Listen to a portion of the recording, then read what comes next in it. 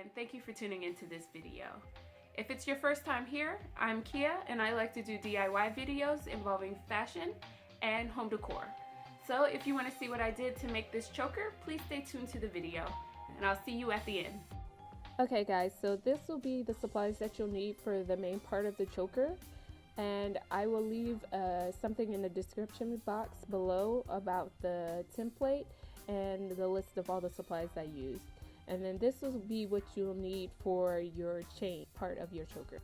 Now you'll take your scissors or your rotary cutter and take your pattern and place it on your interfacing and or fabric.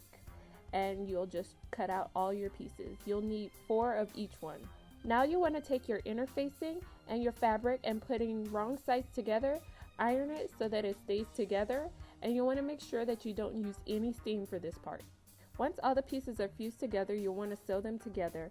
Make sure that you leave an opening somewhere on your piece so you can flip it right sides out. I left mine on the back side of it because I need to add an elastic piece for the closure.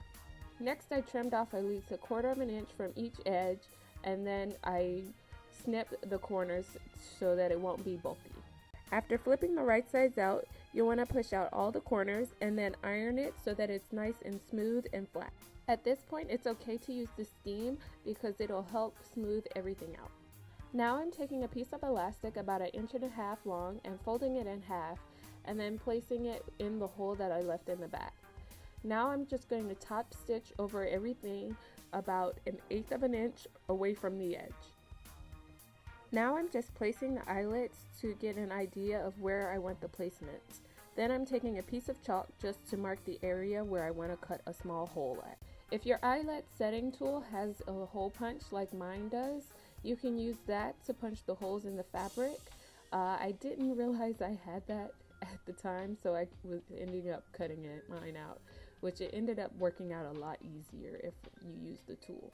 Now that I have the eyelets in on both sides, I am going to measure to see where I want my button closure to be, and then I'm going to sew at that point.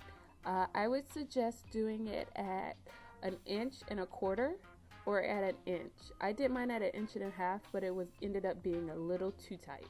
My chain is already cut here, but I measured it to be about 12 inches long, and then I'm going to take a jump ring and just place it on one end of the chain.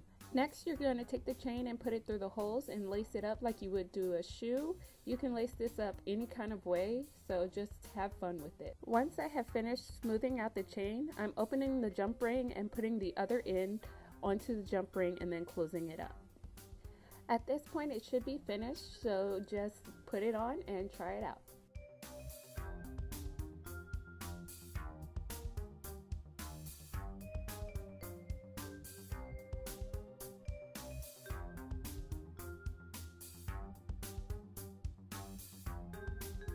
Thank you for tuning into this video, and if you liked it, give it a thumbs up, leave a comment down below, and subscribe if you haven't already. And I will see you in the next one.